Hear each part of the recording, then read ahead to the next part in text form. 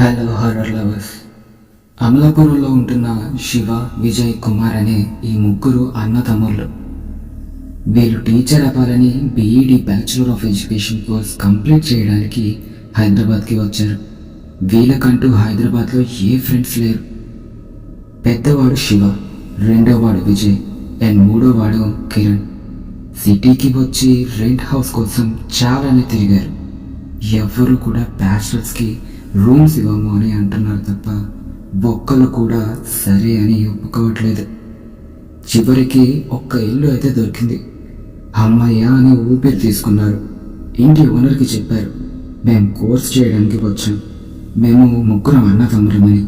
సరే సరే అని చేతిలో తాళం పెట్టి ఇల్లు చూసుకోండి, నాకు పనుంది అని చెప్పి లోపలికి వెళ్ళిపోయాడు ఇంటి ఓనర్. అదేంట్రా, ఇల్లు చూపిస్తాడు అనుకుంటే తాళం చేతిలో పెట్టి మీరే చూసుకోండి అంటాడు. గొప్ప మనిషేరా బాబు అని విజయ్ అనగా, ఊరుక అన్న, దొరకక ఒక ఇల్లు దొరికింది, కళ్ళకి అద్దుకొని తీసుకోవాల్సింది పోయి ఇలా మాట్లాడతావేంటి అని అంటాడు కిరణ్. ఇలా వాళ్ళిద్దరూ మాట్లాడుతుండగా శివ మాత్రం లగేజ్ తీసుకుని పైన ఫ్లోర్కి వెళ్తుంటాడు. దాంతో వీళ్ళిద్దరు కూడా వాళ్ళ అన్న వెనకాలే వెళ్తారు.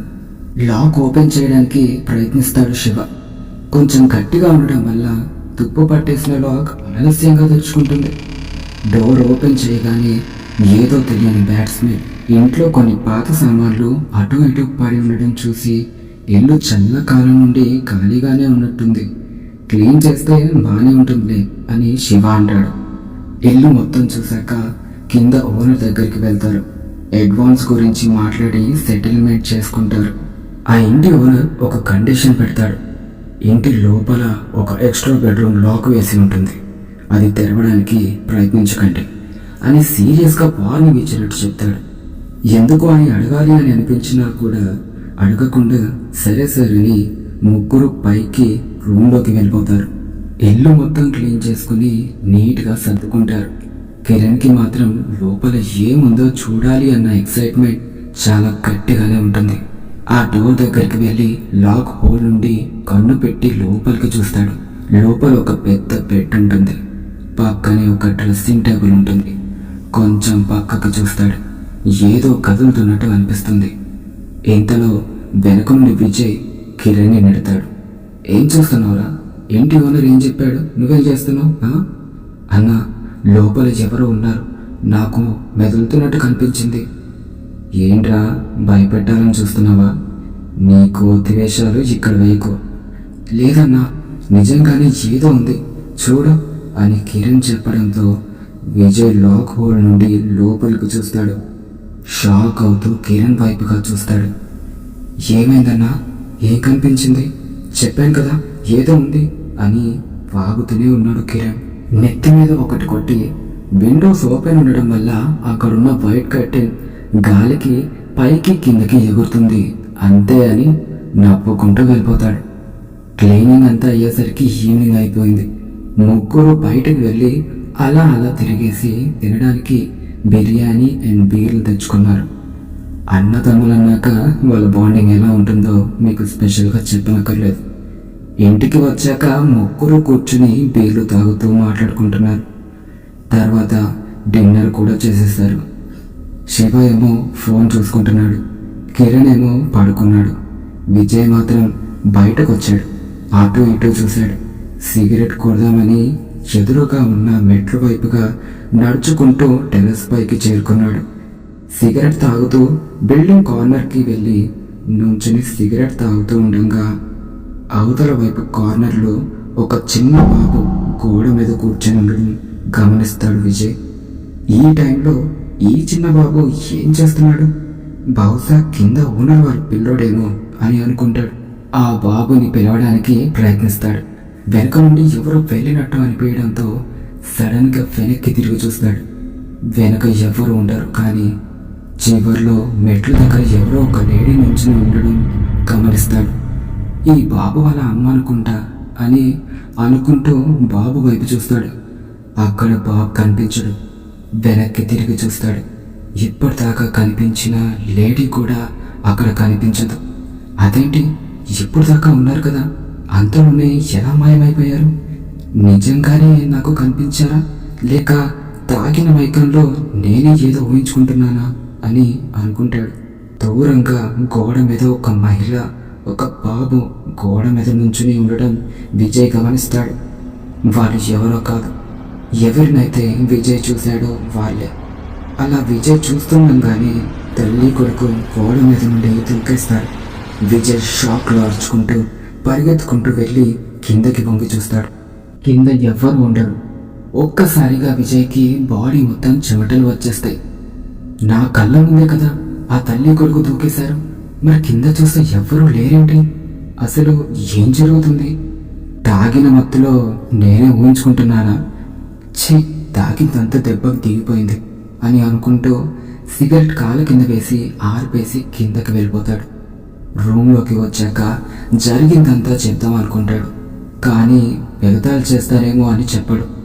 ఆ తర్వాత రోజు విజయ్ మరియు శివ ఇంటికి సామాన్లు కొనడానికి బయటకు వెళ్తారు. ఇంటి పనులు కిరణ్కి చెప్తారు. అంటే కిరణ్ ఒక్కడే ఇంట్లో ఉన్నాడు. నైట్ తిన్న బౌల్స్ అండ్ ప్లేట్స్ ఉంటే వాటిని కడుగుతున్నాడు. ఇంతలో పిల్లలు ఆడుకుంటున్న సౌండ్స్ వస్తాయి బయట. కిరణ్ కూడా విజయ్ లాగే కింద వాళ్ళ పిల్లలేమో అని పెద్దగా పట్టించుకోడు. తనలో తానే పాటలు పాడుకుంటూ ఉంటాడు. ఈసారి తన వెనుక నుండి ఒక పిల్లవాడు పరిగెత్తుకుంటూ వెళ్ళినట్టు అనిపిస్తుంది. ఏంటి ఇంట్లోకి వచ్చి ఆడుకుంటున్నారు అని అనుకుంటూ హాల్లోకి వచ్చి చూస్తాడు. వేసిన తలుపు వేసినట్టే ఉంటుంది. అదేంటి, తలుపు గుల్లం పెట్టే ఉంది కదా, లోపల పిల్లల సౌండ్ వచ్చిందేంటి అని ఆలోచించుకుంటూ వెళ్ళి గిన్నెలు వాష్ చేసుకుంటాడు. అబ్బా, ఒక పని అయితే అయిపోయింది. ఇంక బట్టలు ఉతకడం ఒక్కటే ఉంది. కొంతసేపు పడుకొని లేచి అప్పుడు ఉతుక్కుందాంలే అని పడుకుంటాడు. మెల్లగా నిద్రలోకి జారుకున్న కిరణ్కి ఏవో మాటలు వినిపిస్తాయి. ఎలాంటి మాటలంటే వైఫ్ అండ్ హస్బెండ్ తిట్టుకుంటూ కోపడుతున్నట్టు. కిరణ్ ముందే నుంచుని పెద్ద పెద్దగా అరుచుకుంటూ తిట్టుకుంటున్నట్టు కిరణ్కి క్లియర్గా తెలుస్తుంది. కళ్ళు తెరవడానికి ఎంత ట్రై చేస్తున్నా కళ్ళు తెరుచుకోవట్లేదు. కాళ్ళు చేతులు కూడా పని చేయట్లేదు. గట్టిగా అరవాలని ఉన్నా నోరు కూడా విప్పలేకపోతున్నాడు. వెంటనే మనసులో హనుమాన్ చాలీసా చదువుకున్నాడు. అప్పుడు కళ్ళు తెరుచుకున్నాయి. లేచి అటు ఇటు చూడడం మొదలెట్టాడు. ఎవ్వరూ లేరు. ఇదంతా కళ నిజమా? నా ముందే ఎవరు ఉన్నట్టు అనిపించింది. ఇప్పుడు చూస్తే ఎవరూ లేరు. కలగంటున్నానా అని అనుకుంటూ టైం చూశాడు. అమ్మో, టైం 11:40 అయిపోతుంది. ఇంకా బట్టలు ఉతకాలి, అన్న వాళ్ళు వచ్చేస్తారు అని అనుకుంటూ లేచి పరిగెడతాడు. బట్టలు తీసి పిండుతాడు వాటర్లో వేసి. వాష్ చేసిన బట్టలు ఆరేయడానికి బాల్కనీలోకి వెళ్ళి ఆరేసి లోపలికి వస్తాడు. పిండిన బట్టలు అటు ఇటు పాడేసి ఉంటాయి. అదేంటి చెల్ల చెదరై ఉన్నాయి అని అనుకుంటూ మళ్ళీ పిండుతాడు. ఇంతలో ఎవరో తలుపు కొట్టిన సౌండ్ అవుతుంది. అన్నవాళ్ళు వచ్చారేమో అని డోర్ తీయడానికి వెళ్తాడు. తీరా చూస్తే బయట ఎవరు ఉండరు. గాలికి ఉండొచ్చులే అని బట్టలు ఉతకడానికి వెళ్ళిపోతాడు. తీరా చూస్తే మళ్ళీ బట్టలన్నీ ఎక్కడ పడితే అక్కడ పడేసి ఉంటాయి. ఇదేంటి, నేను బట్టలు పిండేసి వెళ్తే అటు ఇటు పడేసి ఉంటున్నాయి అని అనుకుంటూ బట్టలు వాటర్ బకెట్లో వేసి పిండుతూ ఉంటాడు. అలా కొంచెంసేపు గడిచాక బట్టలు ఆడేస్తున్న కిరణ్కి బాత్రూంలో ట్యాప్ వాటర్ సౌండ్ అవుతుంది. అన్నయ్య వాళ్ళు వచ్చినట్టున్నారులే అని అనుకుంటాడు. బట్టలు ఆరేసి చూడ్డానికి వెళ్తాడు. బాత్రూంలో ట్యాప్ నుండి వాటర్ మొత్తం పోతున్నాయి. అప్పుడే వాళ్ళ అన్నయ్య వాళ్ళు వస్తారు ఇంటికి. అదేంట్రా, ట్యాప్ మొత్తం విప్పేసి వాటర్ వేస్ట్ అవుతుంటే నుంచుని ఎలా చూస్తున్నావు అని విజయ్ అనగా బాల్కనీ నుండి శివ అరుస్తాడు. బట్టలు ఉతకడం కూడా రాదు, పిండిన బట్టలు ఆరేయకుండా ఫ్లోర్ మీద చండాలంగా పడేశావు, చూడు ఎంత మురికిగా అయిపోయాయో అని శివ కిరణ్ మీద కోపడతాడు. లేదన్నయ్య, ఇందాక నుండి ఇలాగే జరుగుతుంది. నేను ఉతికి పక్కకి వెళ్ళొచ్చేలోపు వాటికి అవే అటు ఇటు పడుంటున్నాయి. బాత్రూంలో ట్యాప్ కూడా నేను విప్పలేదు. ట్యాప్ ఆన్లో ఉండడం చూసి వచ్చాను, మీరు వచ్చారేమో అని. నిజం చెప్పండి అన్నయ్య, మీరిద్దరూ కలిసి నా మీద ప్రాంక్ చేస్తున్నారు కదా అని అంటాడు కిరణ్. మేము ఇప్పుడే వస్తున్నాం రా ఇంట్లోకి, అయినా మేమెందుకు ప్రాంక్ చేస్తామని విజయ్ అంటాడు. ఇక్కడ ఏదో జరుగుతుంది అని కిరణ్కి అనిపిస్తుంది. ఆ రోజు నైట్ కిరణ్ వాళ్ళ అన్నయ్యతో ఈ రోజు పొద్దున జరిగిన విషయాల గురించి చెప్దామా వద్దా అని ఆలోచిస్తూ అన్నం తింటుంటాడు. ఏం ఆలోచిస్తున్నావురా అని శివ కిరణ్ని అడుగుతాడు. అబ్బే ఏం లేదన్నయ్య అని జరిగిన విషయాలు అక్కడితోనే వదిలేస్తాడు కిరణ్. ఇంకా తర్వాత ముగ్గురు తినేసి పడుకుంటారు. ముగ్గురు గాఢ నిద్రలో ఉంటారు. టైం 1 గంట వస్తుంది. రూమ్ అంతా సైలెంట్గా ఉంది. అప్పుడే శివ వాటర్ తాగడానికి వంట గదిలోకి లేచి వెళ్తాడు. కరెంట్ పోతుంది. ఈ టైంలో కరెంట్ తీసేసాడేంటి అని అనుకుంటూ నీళ్లు తాగి ఆ చీకట్లో చేతులు అటు ఇటు గోడకి ఆనిస్తూ వెళ్తుంటాడు. చీకట్లో ఏం కనిపించకపోవడం వల్ల అప్పుడే పక్కన నుండి చల్ల గాలి వెళ్ళినట్టు ఫీల్ అవుతాడు. అదేంటి, కరెంట్ లేదు, పైగా విండోస్ డోర్స్ కూడా క్లోజ్ చేసి ఉన్నాయి, చల్లగాలి ఎటు నుండి వచ్చిందబ్బా అని అనుకుంటూ మంచం మీద కూర్చుని ఆలోచిస్తూ వాలిపోతాడు శివ. మెల్లగా నిద్ర పడుతుంది అన్న టైంలో కాళ్ళ పట్టేల శబ్దం వస్తుంది. వాళ్ళు పడుకున్న రూమ్లోనే ఎవరో పట్టీలు వేసుకొని రూమ్ అంతా తిరుగుతున్నట్టు స్పష్టంగా శివకి వినిపిస్తుంది. కళ్ళు తెరవగానే ఎటువంటి శబ్దం ఉండదు. నిద్రలోనే కలగంటున్నానేమో అని అనుకుంటూ కళ్ళు నుయ్యగా వాళ్ళ పడుకున్న రూమ్ నుండి కిచెన్ రూమ్లోకి ఎవరో పరిగెట్టినట్టు పట్టీలు సౌండ్ రావడంతో ఉలిక్కి పడేలేస్తాడు శివ. ఏం అర్థం కాక కూర్చుని ఆ చీకట్లో అలాగే గమనిస్తాడు. కొంతసేపు రూమ్ అంతా సైలెంట్గా అయిపోతుంది. ఎంత సైలెంట్గా ఉందంటే శివ గుండె చప్పుడు బయటికి వినిపించే అంతలా. ఇంతలో కిచెన్ రూమ్లో నుండి ఎవరో ఏడుస్తున్న సౌండ్ వినిపిస్తుంది. శివకి ఒళ్ళంతా చెమటలు పట్టేస్తాయి ఆ శబ్దాలకి. కిరణ్ని విజయ్ని ఎంత లేపుతున్నా లేగలేనంత గాఢ నిద్రలో ఉన్నారు. ఇంకా ధైర్యం తెచ్చుకొని పక్కన ఉన్న మొబైల్ టార్చ్ ఆన్ చేసుకుని అడుగు వేసుకుంటూ వణుకుతూ కిచెన్ రూమ్ వైపు నడుచుకుంటూ వెళ్తున్నాడు. దగ్గరికి వెళ్తున్న కొద్దీ ఆ ఏడుపు శబ్దం ఇంకా గట్టిగా వినిపిస్తుంది.